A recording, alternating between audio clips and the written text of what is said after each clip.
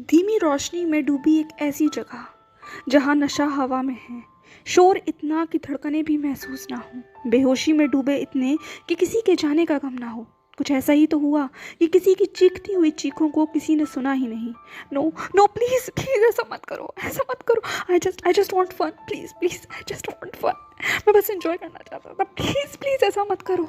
जो तुम कहोगे मैं वही करूँगा, मैं वो करने के लिए तैयार हूँ। बस प्लीज़ प्लीज़ मेरे साथ ऐसा मत करो। नो प्लीज़, अगर तुम कहोगे तो मैं पुलिस को सरेंडर कर दूँगा। I beg you please. एक शख्स ज़मीन पर तड़पता हुआ चिल्ला रहा था। उसका पूरा चेहरा डर, घबराहट और पसीने में भीगा हुआ था, पर सामने वाला शख्स उसके दर्द को जैसे बिल्कुल नज़रअंदाज कर रहा था। उसके दर्द का उस पर कोई असर नहीं था, बल्कि उसके चेहरे पर एक जंग जीतने वाली मुस्कान थी, एक ऐसी मुस्कान जो किसी के भी अंदर डर पैदा कर दे। क्यों? क्या हुआ हनी? क्या अब तो मुझे darling, sweetheart, cutie pie, honey भी कहकर नहीं बुलाओगे? अब तुम मुझे नहीं चाहते? क्या अब तुम मुझे प्यार नहीं करोगे? मुझे छूओगे नहीं? उसने मॉक करते हुए पूछा। उसके चेहरे पर एक कोल्ड स्मिर्क था। नहीं नहीं, प्लीज़ नहीं, बिल्कुल नहीं, मुझसे गलती हो गई। I swear, oh my God, I told you, please please मुझे माफ़ कर दो। मैं ये गलती कभी नहीं करूँगा। मैं तुमसे भीख मांगता हूँ, मुझे जाने दो, प्लीज़ मुझे जाने दो। दूसरा शख्स पूरी तरीके से रोकर अपनी भीख मांग रहा था अपनी जान के लिए, पर सामने वाले के लिए तो सब कुछ बेअसर था। उसने मॉक करते हुए कहा, अब तुम मेरा मज़ाक ख़राब कर रहे हो, इतना चिल्ला क्यों रहे हो? देखो तुमने मेरे कानों में दर्द कर दिया। देखो प्लीज़ मुझे जाने दो। मैं किसी को कुछ नहीं बताऊंगा। बस एक बार मैं यहाँ से निकल गया, मैं कसम खाता हूँ कि मैं तुम्हें कभी अपनी शक्ल नहीं दिखाऊंगा। ये कहते हुए ज़मीन पे पड़े उस शख्स ने बेजान हाथों से दूसरे शख्स के पैरों को पकड़ने की कोशिश करी, पर जैसे ही उसने उसे छुआ, जो हंसता हुआ शख्स था उसके चेहरे का एकाएक एक्सप्रेशन चेंज हो गए। उसका चेहरा पूरी तरीके से कोल्ड डार्क हो चुका था। उसने एक ज़ोरदार किक उसको मारी। वो किक इतनी ज़्यादा ज़ोर से थी कि वो शख्स दूर जाकर गिरा। गलती पे गलती करे चले जा रहे हो तुम। मैं तुम्हें कैसे छोड़ दूँ? तुमने फिर गलती करी। उफ, तुमने मुझे छू लिया। तुम्हें पता है तुम्हारी पहली गलती क्या थी? मैं बताता हूँ। ये कहता हुआ वो उसके करीब पहुँचा। उसने खींचकर उसके बालों को ऊपर किया और उसके चेहरे को अपने चेहरे के करीब लाता हुआ खौफनाक निगाहों से उसकी आंखों में देखते हुए कहा, स्वीट हार्ट, तुम्हारी पहली गलती थी कि तुमने गलत इंसान से पंगा ले लिया। उसने अपनी उंगली को उसके चेहरे के ऊपर घुमाकर उसकी चिन के ऊपर रखा और उसके चेहरे को ऊपर उठाते हुए कहा, तुम्हारी पहली गलती थी कि तुमने ये जाना ही नहीं कि तुम किससे पंगा लेने जा रहे हो। तुम्हें पता है मैं कौन हूँ? दूसरा शख्स तेज़ी से चिल्लाया, नहीं मैं नहीं जानता, मैं जानना भी नहीं चाहता। ऐसे कैसे? तुम्हें जानना पड़ेगा। तुम्हें पता है मेरा नाम क्या है? बताओ ना। तुम जिस नाम से मुझे अभी बुला रहे थे उस नाम से कहकर बुलाओ ना। बुलाओ, नाम लो मेरा। नहीं, मुझे नहीं लेना, नाम लो मेरा, उसने कोल्ड आवाज़ में कहा। उसकी इतनी कोल्ड आवाज़ सुनकर वो शख्स तुरंत कहने लगा, जहान जहान नाम है तुम्हारा। Oh my poor baby, it's your mistake, यहीं तो तुम चूक गए। और देखो उसका रिजल्ट क्या हुआ कि शिकारी खुद शिकार बन गया। ये कहते हुए ज़ोर ज़ोर से हंसने लगा, इतनी ज़ोर से कि उस शांत माहौल में सिर्फ उसी की हंसी सुनाई दे रही थी, और नीचे पड़ा हुआ शख्स बस उसे फाकता होकर देख रहा था। उसका पूरा चेहरा दर्द में लिपटा हुआ बिल्कुल बेरंग था और शरीर बेजान। वो सिर्फ अपनी आंखें खोलकर अपने सामने खड़े हुए उस शख्स को देख रहा था जो कुछ देर पहले बिल्कुल एक एंजल की तरह लग रहा था, पर इस वक्त किसी मॉन्स्टर, किसी शैतान से कम नहीं था। उसने मॉक करते हुए कहा, तुम सही कहा तुमने, तुम जहान को जानते हो, सब जहान को जानते हैं। यहाँ खड़ा हुआ जो मुझसे मिला सब, वो टेबल पर सोया हुआ बेवकूफ़ भी मुझे जानता है जहान के नाम से, पर स्वीट हार्ट तुम वींग से कभी नहीं मिले। And I told you one secret about him. ये कहते हुए जहान उसके करीब गया और उसके कान में विस्पर करते हुए कहा, डार्लिंग, जो वींग से मिला है ना, वो अगली सुबह किसी से मिलने लायक नहीं रहा। आखिरी चोट, आखिरी दर्द, आखिरी चीख, उसके बाद सब कुछ शांत, ऐसा शांत जैसे वहाँ कभी कुछ हुआ ही नहीं। जहान ने स्मृत करते हुए कहा, good luck baby, happy journey to the hell. And time of death 10:57 PM। ये शख्स बिल्कुल अलग था, कोल्ड, रूथलेस, ब्रूटल, क्रूअल, एकदम अलग, एंजल से पलट बिल्कुल डेविल, मॉन्स्टर। इसकी आंखें ऐसी थीं कि अगर इनमें कोई एक बार देखे तो सिर्फ डर और खौफ महसूस करेगा। ऐसा लग रहा था इस समय जहान हंसता हुआ जैसे वो कोई एक पोजेस्ड सोल हो।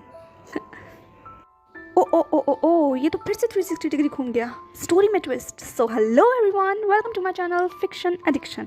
आई hope you all are doing great and enjoy the addiction just like me. तो कल का चैप्टर सुनने के बाद आई नो आप लोग ज़्यादा हैप्पी नहीं थे। कुछ लोगों ने सपोर्ट किया, कुछ लोगों ने अपोज किया। मैंने सारे कमेंट्स पढ़े and I am really sorry guys. I know आप लोगों को अभी तक जहान का पार्ट, अब तक जितने भी चैप्टर आप लोगों ने सुने, जहान का पार्ट बहुत वीक लगा होगा। आपको जहान का कैरेक्टर पसंद नहीं आया, but that's what I want guys. जब भी मैं नावल लिखती हूँ ना, तो मैं चाहती हूँ कि मेरे नावल में जो कैरेक्टर हो वो कुछ ऐसा हो कि उसे मेरे रीडर्स और मेरे व्यूअर्स सिर्फ वहीं तक समझ पाएँ जहाँ तक मैं उन्हें समझाना चाहती हूँ, दिखाना चाहती हूँ उस चैप्टर के अंदर। वो फ्यूचर चैप्टर्स के अंदर मेरे कैरेक्टर के डेवलपमेंट को, उसकी सिचुएशन को, वो क्या करेगा क्या नहीं करेगा, ये इमेजिन ना कर पाएँ, ये प्रिडिक्ट ना कर पाएँ। मैं यही चाहती हूँ। मुझे नहीं पता कि मैं इस चीज़ में कितना ज़्यादा सफल हुई हूँ या नहीं हुई हूँ, ये आप मुझे डेफिनेटली कॉमेंट में बताइएगा प्लीज़। मैं इस चीज़ के लिए वेट करूँगी। और अगर बात रहे जहान की कैरेक्टर की, जो भी चेंजेस उसके अंदर आए हैं, तो ये रियलिटी होती है गाइस। ये एक ऐसा रियलिटी है जो हम लोग डेली फेस करते हैं। कोई भी कैरेक्टर, कोई भी पर्सन एंजल या डेविल नहीं होता, ब्लैक या वाइट नहीं होता। एक शेड होता है, एक ग्रे होता है उसके अंदर, और ये हम सब देख सकते हैं। हम सभी के दो फेसेस होते हैं, इसी तरीके से जहान के भी हैं। ये तो शुरुआत है, आगे देखना बहुत दिलचस्प होगा कि जहान का कैरेक्टर किस तरीके से डेवलप होता है। एंजल और डेविल, इसके बीच की लड़ाई मुझे लगता है इंटरेस्टिंग होगी। और अभी तो अपने कोल्ड प्रिंस ईबो की एंट्री होनी बाकी है। उसके बाद स्टोरी में क्या अप एंड डाउन्स आते हैं, ये देखना इंटरेस्टिंग होगा। चलिए, तो अपनी ओपनिंग स्पीच को मैं बंद करती हूँ और अपने want to love your cold heart का नेक्स्ट पार्ट स्टार्ट करते हैं, वहीं से जहाँ से हमने छोड़ा था। शाम 7 बजे बीजिंग शहर हाईवे पर दौड़ती हुई एक आलीशान गाड़ी। उस चमचमाती हुई BMW की चमक चाहे जितनी भी क्यों ना हो, पर जहान की फीकी आंखों ने जिसे सब कुछ बेरंग कर दिया था। उसकी आंखें खाली, ठंडी और उदास थी, होठ खामोश थे और शरीर ठंडा पड़ा हुआ था। दिल की धड़कनें बढ़ रही थी, घट रही थी, अंदाज़ा लगाना मुश्किल था। वो बस वहीं बैठा हुआ था, कोल्डली, ब्लैंकली, और बाहर कहीं दूर अनंत में देख रहा था। रियलिटी हार्श थी, ब्रूटल थी, क्रूरल थी, और यकीन मानने के लिए बिल्कुल भी नामुमकिन थी। जहान बस एक टक सामने ही देखे चले जा रहा था, और उसके जहन में एक ही सवाल बार बार गूंज रहा था कि क्या उसे बेच दिया गया है? क्या उसकी हालत अब इतनी ज़्यादा ख़राब हो गई है कि उसकी सौदा करने की नौबत आ गई? एक सवाल जहान ने बुदबुदाया। 67% इज इक्वल्स टू जहान। ये कहते हुए उसने चकल किया अपने अंदर ही। ख्यालों के उधेड़-बुन में वो इतना ज़्यादा लीन हो गया था कि उसे पता भी नहीं चला कि गाड़ी कब रुक गई। अचानक से उसकी खिड़की पर एक दस्तक हुई। जहान ने एकटक अपने एहसासों के अंदर से बाहर निकलते हुए सामने खिड़की की तरफ देखा और तुरंत खिड़की नीचे करी। सामने एक शख्स खड़ा हुआ था जो जहान की तरफ ब्लैंकली देख रहा था। उसने कहा, यंग मास्टर, हम पहुंच गए हैं। ओह अच्छा, तो हम पहुंच गए, जहान ने सबकॉन्शियसली कहा, और अगले ही कुछ सेकंड में वो दरवाज़ा खोलकर बाहर आ गया। हमेशा की तरह जहान अमेजिंग लग रहा था, फैंटास्टिक, डैज़लिंग लग रहा था। उसने ब्लैक कलर की लेदर जैकेट के साथ ब्लैक कलर की जीन्स, ब्लैक कलर के बूट विद वाइट टी-शर्ट को पेयर किया था, जो कि उसकी फेयर स्किन को कॉम्प्लीमेंट कर रही थी। उसका ग्लोइंग स्किन उस रात में खूबसूरत मोती की तरह चमक रही थी। जहान बस वहाँ सकते में खड़ा हुआ था, जैसे अपनी ही दुनिया में खोया हुआ हो। जब जहान ने कुछ सेकंड्स तक भी जवाब नहीं दिया तो ड्राइवर ने पीछे से कहा, यंग मास्टर, आप ठीक तो हैं? जब जहान को एक अनछुई आवाज़ ने छुआ तो उसने पीछे मुड़कर देखा और मुंह बनाते हुए कहा, अंकल शान, मैंने आपसे कितनी बार कहा है मुझे यंग मास्टर मत कहा कीजिए, मुझे बहुत ज़्यादा उम्र दराज फील होता है। जहान ने हंसते हुए कहा। ड्राइवर ने भी चकल किया और कहा, तो मैं आपसे क्या कहूँ?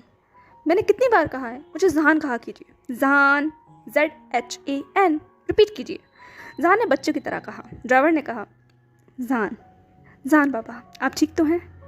मैं ठीक हूँ, देखिए मैं पूरी तरीके से ठीक हूँ, जहान ने अपने आप को दिखाते हुए कहा। ये कहते हुए उसने एक राउंड भी लिया, बिल्कुल बच्चों की तरह। जहान पूरी तरीके से नॉर्मल एक्ट करने की कोशिश कर रहा था, पर ड्राइवर को आज जहान कुछ बुरा हुआ सा लग रहा था। आज जहान चहक तो रहा था, पर उसकी आंखें खाली थी, उदास थी, कोल्ड थी। जहान हमेशा से हर स्टाफ के करीब था घर के। जैसा कि जहान ने कहा, वो इन सब लोगों के लिए कोई प्रिंस, कोई यंग मास्टर नहीं था। वो इन लोगों के लिए जहान था, इनका अपना जहान, इनके करीब।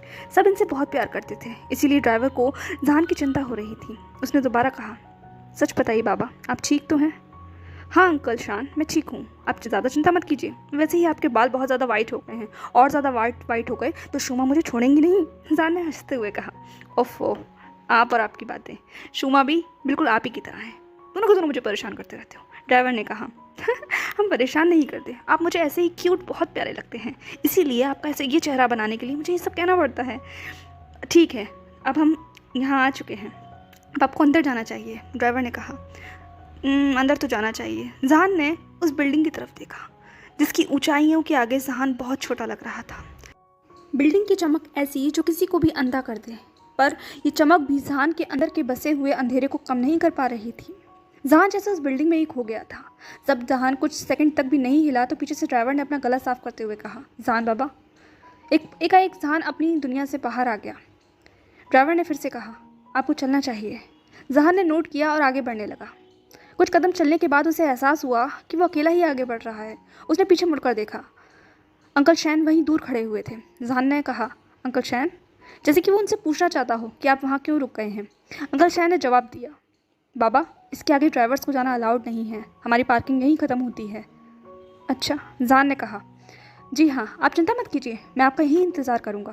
ड्राइवर ने गाड़ी की तरफ इशारा करते हुए कहा, मैं आपका इस गाड़ी के बाहर ही इंतज़ार करूँगा। आप अब जाइए अंदर, आराम से जाइए, अपना सारा काम ख़त्म कीजिए और फिर हम आपको यहीं मिलेंगे, फिर हम घर चलेंगे। जहान ने ड्राइवर की बात सुनी और एक स्माइल दी। उसके जहन में एक वर्ड गूंज गया, घर चलेंगे। आज रात के बाद बहुत कुछ बदलने वाला था। पता नहीं, जहान कुछ सोचना नहीं चाहता था। चीज़ें अब थोड़ी सी बाहर थीं उसकी सोच के, ऐसा उसे लग रहा था। उसने चलना शुरू किया। ऐसा कहो कि अगर जहान घबरा नहीं रहा था तो ये बिल्कुल अलग बात होगी, क्योंकि डेफिनेटली जहान घबराया हुआ था, डरा हुआ था। उसके कदम बेशक आगे बढ़ रहे थे, पर दिल की धड़कनें बहुत तेज़ हो रही थी। हर बढ़ते कदम के साथ उसे अपनी दिल की धड़कनें महसूस हो रही थी। उसके हाथ ठंडे थे। ये एक फैसला था जो उसके ऊपर थोप दिया गया था, ज़ोर ज़बरदस्ती से। अभी भी उसके ज़ख्म दर्द कर रहे थे, पर पेन किलर ने कुछ असर तो किया था कि कम से कम वो चलने की स्थिति में तो था। जहान ने अपने मन में कहा, जान, हर खुशी की कीमत होती है, हर सांस की कीमत होती है, और तुझे ये कीमत ज़्यादा चुकानी पड़ती है। इसमें कोई बुराई नहीं है। आखिर कब तक इस पूरी दुनिया में तू फ्री की सांसें लेगा, फ्री का मुस्कुराएगा। बेहतर है कुछ काम कर। कुछ नहीं होगा, चिंता मत कर। एक अलग जगह ही तो है, और कहीं ना कहीं पहली बार तो एक्सपीरियंस लेना ही पड़ता है। जान जैसे खुद को मना रहा था। ये सारे शब्द पता नहीं किसके लिए थे, खुद के लिए, खुद को अश्योर करने के लिए, दिल के लिए, दिमाग के लिए, पता नहीं। एक अजीब सी जंग थी उसके अंदर। उसने अपना कदम उस क्लब के अंदर रखा। डिम लाइट, तेज़ म्यूज़िक, सिगरेट, अल्कोहल की स्मेल गेट से ही आ रही थी। ये जगह जान के लिए बिल्कुल नहीं थी। वो कभी भी ऐसी जगह पर नहीं आया था। ये बात बिल्कुल ठीक थी कि यूनिवर्सिटी से घर और घर से यूनिवर्सिटी, यही थी जहान की ज़िंदगी। इसके अलावा कभी कभार मार्केट चला गया, सुपर मार्केट चला गया ग्रॉसरी के लिए या अपनी स्टेशनरी के लिए। इसके अलग जहान ने कोई दुनिया नहीं देखी थी, क्योंकि उससे कभी मौका ही नहीं मिला। कितनी बार जियांग चैन ने उसे अपने साथ ले जाने की कोशिश की, वैन निंगनी, हुसैंग, जियांग ने भी उसे बहुत बार कोशिश की, पर जहान ने हमेशा मना कर दिया, क्योंकि उसके सर पर एक मैडम यू नाम की तलवार जो लटकती रहती थी, जिन्होंने उसे हिदायत दे रखी थी कि उनकी इजाज़त के बगैर जहान कहीं भी कदम नहीं रख सकता। उसके ऊपर ना जाने कितने सारे रिस्ट्रिक्शंस थे, पर आज कुदरत का खेल देखो, खुद मैडम यू ने उसे धक्के मार कर यहाँ भेजा है। अपनी स्पार्कलिंग आइज से जहान सब कुछ देख रहा था। वो इतना ज़्यादा खो चुका था कि उसे ये भी एहसास नहीं हुआ कि वो कितनी देर से गेट पर खड़ा हुआ है और उसे आगे भी बढ़ना है। जब जहान कुछ भी देर तक नहीं हिला तो पीछे से एक चिढ़ती हुई आवाज़ आई। उस शख्स ने कहा, अब क्या तुम पूरी रात सिर्फ क्लब के गेट पर खड़े होकर ही बिता दोगे, आगे बढ़ोगे या नहीं? वो शब्द बहुत कोल्ड वॉइस में बोला था। इस सडन आवाज़ से वो एकदम घबरा गया। उसने पीछे मुड़कर देखा। वो बिल्कुल किसी छोटे घबराए हुए बच्चे की तरह लग रहा था। जहान के पीछे खड़े हुए शख्स की निगाहें जब जहान के ऊपर पड़ी तो वो उसके एक्सप्रेशंस एकाएक चेंज हो गए। वो बस जहान को देख रहा था, एक टक, without blinking, without breathing, completely prone, statue की तरह। वो स्टंट था अपनी जगह पर। उसकी आंखें जहान को ऊपर से नीचे तक एग्जामिन कर रही थी। जहान को बड़ी अजीब निगाहों के साथ वो देख रहा था। उसने अपनी आवाज़ को सॉफ्ट करते हुए कहा, डार्लिंग, अगर तुम अकेले हो तो क्यों ना हम एक साथ क्लब में एंजॉय करें। आई स्वेयर, मैं तुम्हारी नाइट को बहुत कलरफुल बना दूंगा। तुम बहुत ज़्यादा हॉट हो, टेम्पटिंग हो, वन नाइट के लिए एकदम परफेक्ट। उसकी आवाज़ सेडक्टिव थी और आंखें बहुत ज़्यादा अजीब, लस्ट थी उनकी आंखों में। जहान एकदम से अजीब सा महसूस करने लगा। वो उसकी गेज़ के अंदर अपने आप को अनकंफर्टेबल फील कर रहा था। जहान ने कहा, व्हाट? जहान की वॉइस कोल्ड थी, चेहरा भी कोल्ड था और उसकी ब्रोज श्रिंक हो चुकी थी। व्हाट नहीं, कुन। जीकुन नाम है मेरा। तुम्हारा नाम क्या है स्वीट हार्ट? कुन ने कहा, देखो, जो कोई भी तुम्हारा नाम है, मुझे इस बात से कोई भी मतलब नहीं है। तुम्हें मैं तुम्हारी नॉलेज के लिए बता दूं कि मैं यहाँ एक डिनर डेट के लिए आया हुआ हूँ। उसके बाद मुझे घर जाना है, तो प्लीज़ आप अपना काम कीजिए और मुझे मेरा काम करने दीजिए। यहाँ खड़े होकर आप दोनों का ही वक्त बर्बाद कर रहे हैं। जहान ने कोल्डली कहा, पर फिर भी वो उसके शब्द बहुत ज़्यादा नपे तुले थे। वो उसने अपनी लिमिट बिल्कुल भी क्रॉस नहीं की थी। ऐसी आवाज़ सुनकर, जहान की आवाज़ सुनकर कुन का मन और ज़्यादा डोलने लगा। उसने जहान की तरफ 2 कदम बढ़ाए और उसने कहा, बेबी, तुम्हें नहीं लगता कि तुम कुछ ज़्यादा ही नखरे दिखा रहे हो? अब तुम चाहो या ना चाहो, तुमने क्लब में कदम रख ही दिया है। और तुम्हारी नॉलेज के लिए मैं बता दूँ, यहाँ तुम कोई कॉलेज में नहीं आए हो जहाँ तुम डिनर डेट करोगे अपने बिलोवेड के साथ। तुम क्लब में हो। यहाँ किसी के भी साथ एंजॉय किया जा सकता है, किसी को भी वन नाइट स्टैंड के लिए अप्रोच किया जा सकता है। तो मैं तुम्हें अप्रोच कर रहा हूँ। आई थिंक इसमें कोई प्रॉब्लम नहीं होनी चाहिए, गुन ने मुंह बनाते हुए कहा। वो जहान को रिझाने की कोशिश कर रहा था, अपने वर्ड्स के अंदर बहलाने की कोशिश कर रहा था। उसे जहान सच में किसी बच्चे की तरह लग रहा था, एक मासूम बच्चा जिसे वो चाहता था।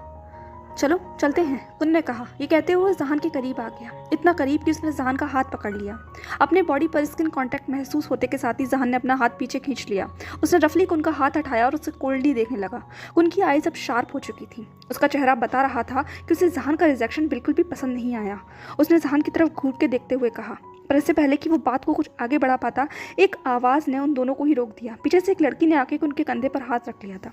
उस लड़की ने अपनी सेडक्टिव आवाज़ में कहा, सॉरी बेबी, मैं लेट हो गई। न्यू पर्सन की आ जाने से अब दोनों की ही गेज उस पर थी। जहान ने स्मिक करते हुए कहा, लगता है अब तुम्हें तुम्हारा कंपेनियन मिल गया है रात गुजारने के लिए, सो बेस्ट ऑफ लक बडी। जहान ने अपनी आवाज़ को कोल्ड रखा, उसकी स्माइल भी कोल्ड थी। ये कहते हुए अब उसने अपनी निगाहों को उस लड़की की तरफ किया और इनोसेंटली उससे कहा, जिया, आपको अपने BF का ख्याल रखना चाहिए। देखो वो आपका कब से यहाँ खड़े होकर वेट कर रहे थे, और आपको बता दूँ इनके ऊपर काफ़ी सारी निगाहें हैं। मेरी एडवाइस है आपको इन्हें अपने साथ रखना चाहिए। ये कहते हुए जहान अब आगे बढ़ गया था। उसने वहीं रखी हुई टेबल से एक टिश्यू पेपर उठाया और उस जगह पर साफ़ किया जहाँ पर कुछ देर पहले अभी भी कुन ने छुआ था। उसने उस टिश्यू पेपर से अपने आप को साफ़ कर उसे वहीं स्मैश कर फेंक दिया। जहान को इस तरीके से करता देख कुन की मुट्ठियाँ भिज चुकी थी। उसने अपनी मुट्ठियों को बांध लिया था और जहान को घूर कर देखने लगा। ऐसा पहली बार हुआ था जब किसी ने कुन को रिजेक्ट किया हो। वो एक हैंडसम पर्सन था और हमेशा अप्रोच करने पर सामने वाला उसे खुद ही ऑफर करता था। वो लड़की अभी भी डम फाउंडेडली जहान की तरफ देख रही थी। जैसे शाम में जहान गया, उसे कुछ समझ नहीं आया कि जहान ने क्या और क्यों कहा, पर जब उसका डायरेक्शन उसके बॉयफ्रेंड की तरफ चेंज हुआ तो उसके एक्सप्रेशंस कम्प्लीटली चेंज हो गए, क्योंकि कुन अभी भी जहान को देख रहा था। उसकी आंखों में कुछ ऐसा था जो उस लड़की के अंदर जेलसी पैदा कर रहा था। उसने अपनी आवाज़ को ठीक करते हुए कहा, बेबी, अब वो भी चला गया, हमें इंजॉय करना चाहिए, क्लब हमारा वेट कर रहा है। पर कुन एकदम से गुस्से में आ गया। उसने एक झटके के साथ उस लड़की का हाथ अपने कंधे से हटाया और उसे कोल्डली देखते हुए कहा, अपना काम करो और आज पूरे रात मेरी नज़रों के सामने मत आ जाना। ये कहते हुए वो उस लड़की को वहीं छोड़कर आगे बढ़ गया। वो लड़की बस वहीं देख रही थी। वो पैर पटकते हुए क्लब में शामिल हुई और उस भीड़ में मिल गई। पर कुन गुस्से में था क्योंकि जहान ने जितना ज़्यादा उसका मूड बनाया था उससे ज़्यादा बिगाड़ दिया था। क्लब की शुरुआत की उम्मीद उसने ऐसे तो नहीं की थी। फिलहाल अब से पूरी रात गुजारनी थी, इसलिए वो क्लब की तरफ बढ़ने लगा। उसकी निगाहें अभी भी जहान को ढूंढ रही थी, पर जहान ऑलरेडी भीड़ में मिल चुका था। कम ऑन जहान, इट्स ओके, ये एक डिनर डेट ही तो है। तुझे बस मिलना है, खाना खाना है, उसे थोड़ी देर कंपनी देनी है और वापस अपने घर चले जाना है। इजी एंड सिंपल, कोई गड़बड़ नहीं होगी। ये कहते हुए जहान ने खुद को मनाया। वो खुद में ही बातें करता करता टेबल तक पहुंच चुका था, उस टेबल के करीब जिसका टोकन उसे यूचैंग ने दिया था घर से निकलते वक्त। उसने एक बार अपने टोकन को देखा और टेबल को देखा। उसे कंफर्म हो गया ये वही टेबल है। टेबल पर उसका मेज़बान भी ऑलरेडी बैठा हुआ था, जिसकी पीठ जहान की तरफ थी। जहान ने अपने आप को ठीक किया, कॉन्फिडेंस दिया और अपनी सॉफ्ट वॉइस में कहा, एक्सक्यूज़ मी। जहान के एक्सक्यूज़ मी कहते के साथ ही वो पर्सन पलटा, और जब वो पलटा तो जहान के पूरी तरीके से होश फाख्ता हो गए। उसका चेहरा सफ़ेद पड़ गया, उसकी आंखें लगभग इतनी ज़्यादा फैल चुकी थी कि बाहर ही आ जाएंगी। वो बस हक्का बक्का होकर उस इंसान को देख रहा था जो उसके सामने है, और उस इंसान के चेहरे पर एक डेविल स्माइल थी। वो भी जहान को देख रहा था। दोनों कुछ पल के लिए एक दूसरे को देखते रहे, जैसे कि एक सन्नाटा वहाँ पसर गया हो। पता नहीं कौन पहले बोलने वाला था। वो पर्सन अपनी टेबल से उठा, जहान के करीब पहुँचा। उसने जहान का हाथ पकड़ा और उसे अपनी तरफ खींचने लगा, पर जहान अपनी जगह से बिल्कुल भी नहीं हिला। वेंचाओ ने कहा, वेलकम स्वीट हार्ट, हमें पता नहीं था कि हमारी मुलाकात इतनी जल्दी होगी। वेंचाओ ने कहा। जहान एकदम से पीछे हो गया। उसने कहा, वेंचाओ, तुम यहाँ क्या कर रहे हो? ओह, तो तुम्हें नहीं पता स्वीट हार्ट, मैं यहाँ तुम्हारे लिए ही तो हूँ और तुम यहाँ मेरे लिए हो। कम ऑन, आज ऑफिशियली डेट करते हैं। मेरी टेबल तुम्हारा इंतज़ार कर रही है। देखो, मैंने सब कुछ तुम्हारी पसंद का मंगाया है। वेंचाओ ने इशारे करते हुए कहा। जहान ने एक नज़र टेबल की तरफ की और फिर वेंचाओ की तरफ की। तुम घटिया इंसान, अगर मुझे पता होता ना कि तुम मुझे यहाँ मिलोगे और तुम मेरी डेट होगे तो आई स्वेयर ऑफ गॉड कि मैं इस क्लब में कदम भी नहीं रखता। ये कहते हुए जहान वहाँ से जाने लगा, पर इससे पहले कि जहान आगे बढ़ पाता, वेंचाओ ने स्मिक करते हुए कहा, ओह स्वीट हार्ट, शायद तुम्हें पता नहीं है, तुमने एक कॉन्ट्रैक्ट साइन किया है। ये कहते के साथ ही जहान के कदम रुक गए। वेंचाओ ने कहना जारी रखा, उस कॉन्ट्रैक्ट में कुछ ऐसा लिखा था कि हमारी कंपनी ने तुम्हें 67% शेयर दिए हैं। क्या तुमने इसके क्लॉज भी पढ़े थे? जहान अब पूरी तरीके से स्तंभ हो चुका था, वो नम था। उसने पीछे मुड़ के वेंचाओ की तरफ देखा। वेंचाओ ने अपना कहना जारी रखा। उसने कहा, उसके क्लॉज में ये था कि अगर किसी भी तरीके से ये डिनर डेट कैंसिल होती है तो तुम्हें उसका दुगना प्राइस पे करना पड़ेगा। वेंचाओ के चेहरे पर एक एटीट्यूड वाला स्मित था, जैसे वो बहुत बड़ी बात कर रहा हो। वो जान को डराना चाहता था, अपनी बातों में फंसाना चाहता था, पर जान बिल्कुल उलट था इसके। उसका फेस कोल्ड था, ब्लैंक था, अनरीडेबल था। ओह, तो वो घटिया कॉन्ट्रैक्ट तुम्हारे दिमाग की उपज थी। मुझे पहले ही समझ जाना चाहिए था वेंचाओ, ऐसे बच्चों जैसी चीज़ों को तुम्हारे जैसे बेवकूफ़ इंसान ही मेरे सामने लेके आ सकता है। उस दिन मैंने तुम्हें छोड़कर सच में गलती की। अगर तुमसे मुझे मतलब नहीं होता तो वेंचाओ, सच बताता हूँ, आज तुम यहाँ खड़े होकर मेरे सामने बकवास नहीं कर रहे होते। जहान अपने मन में ही बुदबुदाया। फिर उसने एक मिस्टीरियस स्माइल देते हुए अपने मन में कहा, वेंचाओ, आज का डिनर सच में तुम याद रखोगे। तुम्हारी रूह भी कांपेगी इस डिनर को याद करते वक्त। ये कहते हुए हंसकर वेंचाओ की तरफ बढ़ने लगा। वेंचाओ, तो तुम थे इस मास्टर डिनर डेट के प्लानर। वेरी गुड, बहुत अच्छी बात है। चलो, तुम डिनर डेट करना चाहते हो ना, डिनर करते हैं। ये हुई ना बात, बस ऐसे ही मेरी बात सुन लिया करो, तुम बहुत अच्छे हो जहान। ये कहता हुआ वेंचाओ अब चेयर पर बैठ चुका था। दोनों ने डिनर शुरू किया। लगभग 40 से 45 मिनट बीत गए। इस बीच वेंचाओ ने बहुत सारी बातें की, पर जहान सिर्फ हाँ या ना में जवाब दे रहा था। उसने कुछ भी नहीं कहा। वो पूरी तरीके से वहाँ ठंडा होकर बैठा था। क्लब का शोर जहान के कानों में जा रहा था। माहौल बहुत खूबसूरत था, सब नाचने में बिजी थे, पर जहान का मन जैसे पूरी तरीके से उचटा हुआ था। वो मजबूरी में वहाँ था। उसे ऐसा लग रहा था कि उसके पैर भारी हो चुके हैं और हाथों में जैसे हथकड़ियाँ डली हों, पर उसे वक्त गुजारना था। जैसे ही डिनर खत्म हुआ, जहान ने अपने फोर्क और नाइफ को वहीं टेबल पर रखा। So according to your contract mister वेंचाओ, हमारी डिनर और डेट दोनों कंप्लीट हो चुकी हैं, तो मैं चलना चाहूँगा। पर इससे पहले कि जहान और वेंचाओ कुछ कह पाते, एक आवाज़ ने उन दोनों को ही रोक दिया। अरे ऐसे कैसे? ये अलग आवाज़ सुनकर दोनों ने ही पीछे मुड़कर देखा, और जो पीछे खड़ा था वो जहान के होश को दोबारा उड़ाने के लिए काफ़ी था, क्योंकि पीछे एक और नमूना खड़ा था। वो कुन था, जिसने जहान को वेंचाओ के साथ बैठा देखकर अपनी बाहों को तना लिया। वो जहान को बड़े ही अजीब एक्सप्रेशन के साथ देख रहा। कुन के लिए जहान एक अट्रैक्शन ऑफ फर्स्ट साइट था, एक ऐसी चीज़ जिसने कुन के ईगो को हर्ट किया था। कहीं ना कहीं जहान की वो सेवेज एटीट्यूड कुन को बहुत पसंद आया था। वो जहान को बस पाना चाहता था वन नाइट स्टैंड के लिए। वो वन नाइट स्टैंड किंग था। वो कोई छोटी मोटी फैमिली से नहीं आता था, अच्छी खासी बड़ी फैमिली से आता था, और उसे कोई मना कर दे ये उसके एटीट्यूड के ऊपर बात थी। तो वो बस जहान को देख रहा था। उसे यकीन नहीं हो रहा था कि जहान जैसा इंसान वेंचाओ जैसे बेवकूफ़ के साथ बैठा हुआ है। जी कुन वेंचाओ का क्राइम पार्टनर था, एक बहुत बड़ा ड्रग डीलर का बेटा। इसीलिए वेंचाओ ने अपनी स्पेशल डेट के लिए कुन को यहाँ बुलाया था, और कुन को यहाँ देखकर वेंचाओ के चेहरे पर एक ईवल स्माइल आ जाती है। उसने कुन को वेलकम किया। हे कुन, तुम बहुत लेट हो गए, मिलो मेरी स्पेशल डेट से, उसने जान को इंट्रोड्यूस कराते हुए कहा। जान बस ब्लैंकली दोनों को देख रहा था। उसे समझ ही नहीं आ रहा था कि कैसे बेवकूफ़ लोग हैं। क्या कोई वो ऑब्जेक्ट है या कोई दिखाने का ऐसा शोपीस जो एक दूसरे को दिखा रहे हैं। फिलहाल उसे इस बेवकूफ़ से भी डील करना पड़ेगा। जान ने कुछ नहीं कहा, वो बस दोनों को देख रहा था। वेंचाओ ने कहा, जान बैठो ना। कुन भी जान के बगल में आकर बैठने की कोशिश करने लगा, पर वेंचाओ ने खींच कर उसे अपनी तरफ बिठा लिया। वेंचाओ बिल्कुल भी नहीं चाहता था कि कोई भी जान के करीब आए। थोड़ा उसको लेकर पॉजेसिव था। पता नहीं उसकी लस्ट थी या ऑब्सेशन, एक तरीके से ऑब्सेशन था जान के खिलाफ। अब सब बैठ चुके थे। जान ने भी कुर्सी ले ली। वेंचाओ, तुम्हारी चॉइस तो बहुत ज़्यादा अच्छी है, और टेस्ट तो उससे भी ज़्यादा अच्छा, कुन ने अपने लिप्स लिक करते हुए कहा। उसकी लस्ट भरी निगाहें जान को ही देख रही थी। जान भी उसे कोल्डली देख रहा था। दोनों एक दूसरे को देख रहे थे, घूर रहे थे। वेंचाओ ने जब एक दूसरे को देखते हुए देखा तो उसने अपना गला साफ करते हुए कहा, ऑफकोर्स होनी ही थी। जब से मैंने इसे देखा है बस देखता ही रह गया। ये कहते हुए उसने जान के हाथ को पकड़ने की कोशिश करी, पर इससे पहले कि वेंचाओ जान को छू भी पाता, जान ने अपना हाथ पीछे कर लिया। कुन भी ये सब कुछ देख रहा था।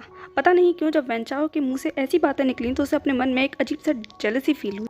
उसने अचानक से कहा, ओह, अब आप लोग डिनर कर ही चुके हैं, वो भी बिना ड्रिंक के, तो ड्रिंक मेरी तरफ से। ये कहते हुए कुन ने वेंचाओ की तरफ एक इशारा किया और आगे बढ़ गया। इस बीच जान को एक काम करना था, अपने मेज़बान को एक तोहफा देना, उसे यहाँ बुलाने का। जान ने जब देखा कि वेंचाओ कुन की तरफ देख रहा है तो उसने अपनी वॉच में से एक पतली सी सुई बाहर निकाली। उसने उस सुई को हल्के से वेंचाओ के हाथ में चुबो दिया, और एक पल में उस सुई को वापस अपनी वॉच में रख लिया। ये सब कुछ सेकंड्स के बीच में हुआ था, और फिर वापस सब कुछ वैसा हो गया जैसे जान ने कुछ किया ही नहीं। पर इस बीच अचानक किसी चीज़ ने जहान का ध्यान खींच लिया। वो तो वेंचाओ के गले में पड़ा हुआ पेंडेंट। जहान ने हिचकिचाते हुए पूछा, वेंचाओ तुम्हारे गले में ये पेंडेंट? जहान इस पेंडेंट को जानता था। वेंचाओ ने तुरंत हंस के जवाब दिया, अरे ये तो मुझे मेरी मॉम ने दिया, क्या तुम्हें पसंद आया? जहान ने पूछा, तुम्हारी मॉम? हाँ मेरी मॉम। वैन टोंग, अगर तुमने सुना हो तो एक बहुत फेमस ज्वेलरी और परफ्यूम डिज़ाइनर हैं। जहान क्या एकदम से श्रिंक हो गई। उसने कहा, क्या परफ्यूम और ज्वेलरी डिज़ाइनर? हाँ। जहान ने कहा, क्या तुम्हारे पास इनकी कोई फोटोग्राफ है? डेफिनेटली मेरी मॉम है तो ज़रूर होगी, पर तुम इतना इंटरेस्ट क्यों ले रहे हो? कुछ नहीं, मुझे भी ज्वेलरी और परफ्यूम में इंटरेस्ट है। जहान ने बात बदलते हुए कहा, हाँ मैं तुम्हें दिखाता हूँ ना।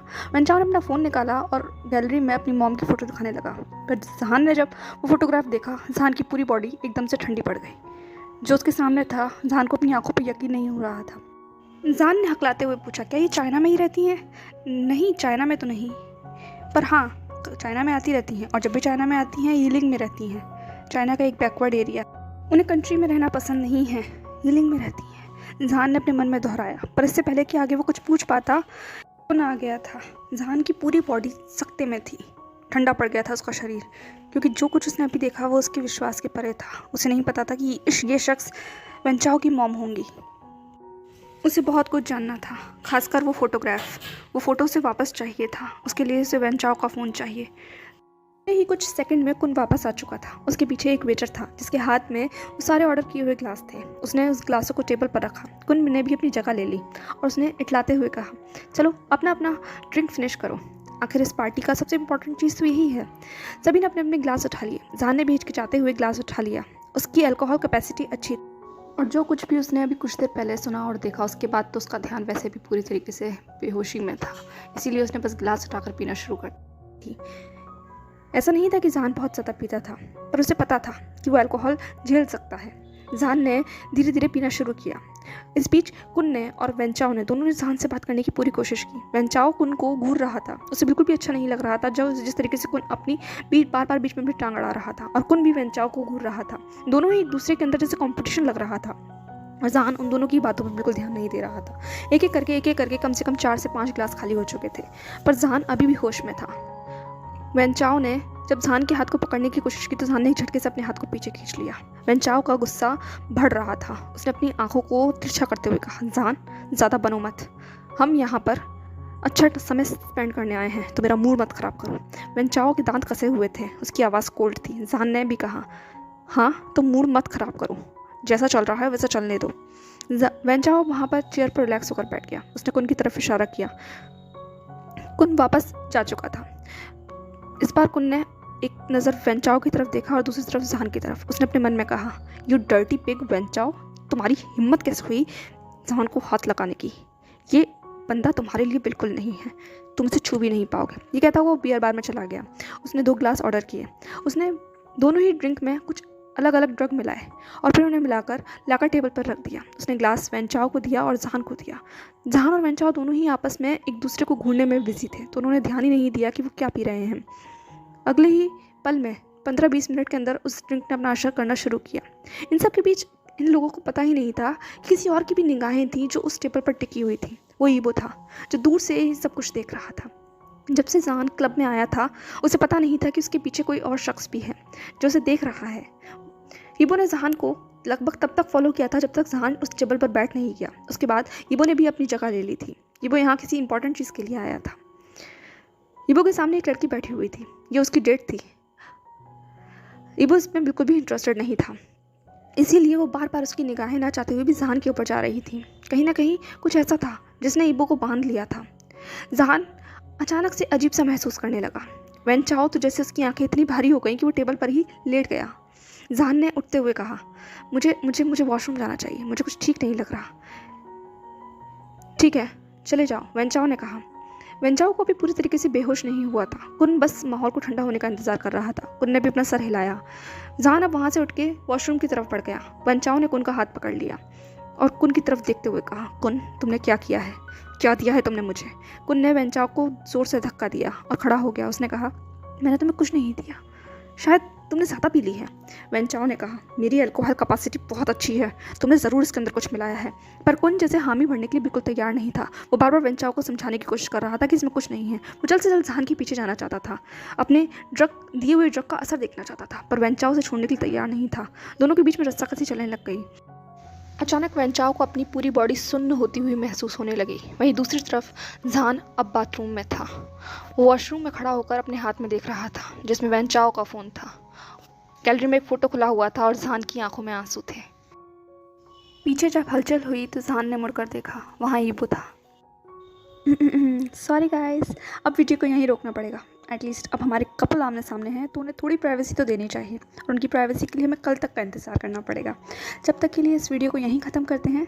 आप मुझे बताइएगा कि आपको आज का वीडियो कैसा लगा। मैंने इस वीडियो में काफ़ी सारे सवाल छोड़े हैं आपके लिए, अगर चाहें तो उनके जवाब दे सकते हैं। जैसे जहान की डार्क साइड के आगे कौन था, जहान ने किसका फ़ोटो देखा जिसके बाद वो इतना ज़्यादा परेशान हो गया, और भी बहुत सारे। जैसा भी हो, आपको जैसी भी वीडियो लगी हो प्लीज़ कमेंट सेक्शन में मुझे बताइएगा। ओके, मैं उस पर काम करूँगी। और आई एम रियली सॉरी कि मैंने वीडियो को यहाँ छोड़ दिया, बट चीज़ें डिस्क्राइब करना ज़रूरी होता है, तभी इंटरेस्ट बना रहता है। जैसे क्लाइमैक्स पे एपिसोड छोड़ा जाता है ताकि नेक्स्ट टाइम व्यूवर्स वापस आए। Okay, till then bye bye and follow for more, और don't forget to subscribe and like my channel. Okay, bye bye.